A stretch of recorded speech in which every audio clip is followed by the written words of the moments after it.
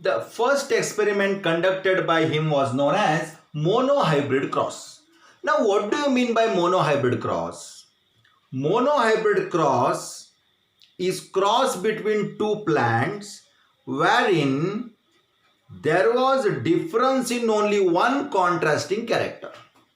Like in the earlier session, we have seen the different contrasting character like stem height, pod color, seed shape, etc. Okay, so all the character will be same. For example, A and B are two plants.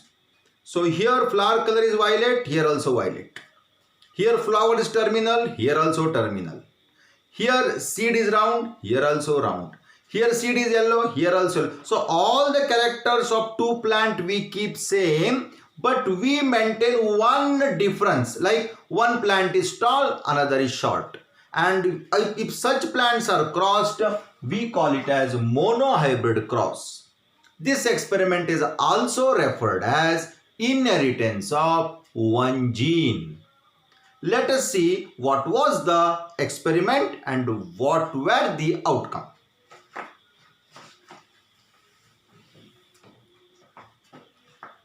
So he took in the parent. Now this is parent. Tall crossed with the dwarf. Okay. And he named, okay, because when he studied that, there were no knowledge of gene, DNA, nothing.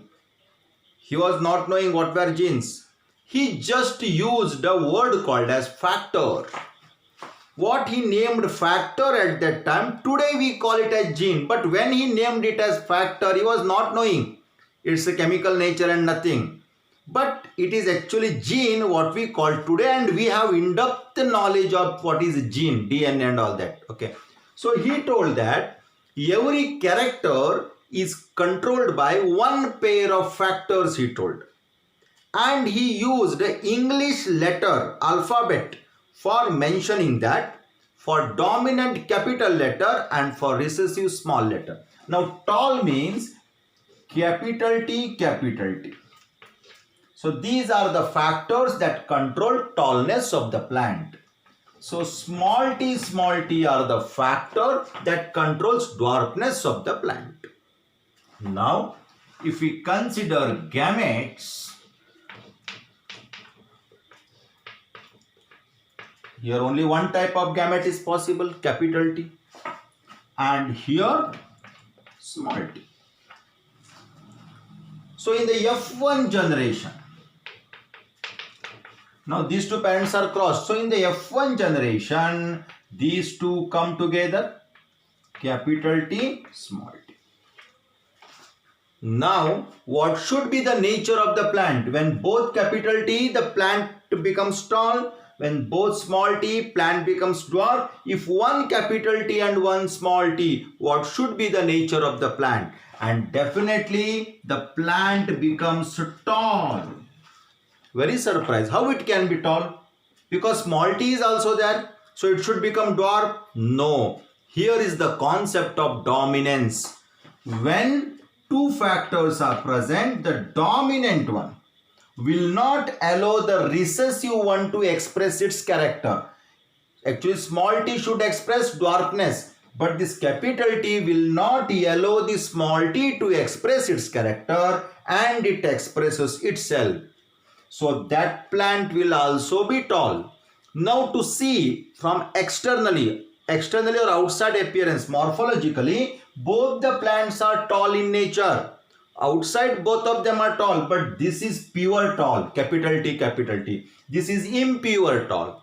Or we can use the word homozygous tall, heterozygous tall. So this homozygous or heterozygous is determined by its gene pattern. That is called a genotype. And outside what we see that plant is tall or dwarf, it is called as phenotype.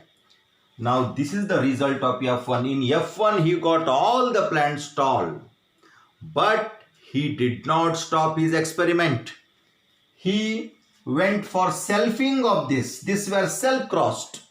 Let us see what happens in F2 generation. Now this becomes parent. This is selfed with this.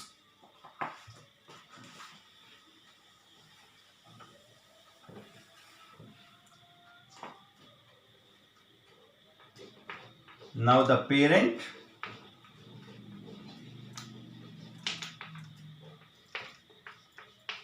both of them are tall. Gametes.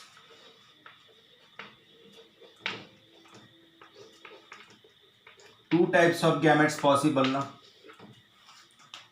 Gamete may contain gene capital D or it may contain small t. Here also same thing. So when it combines, so many combinations are possible. Capital T may combine with capital T. Capital T may combine with small t. Small t may combine with capital T. Small t may combine with small t. For this, we use one method. It is called a checkerboard or Punnett square. What is that? It should be like this. See, capital T, small t. Capital T, small t.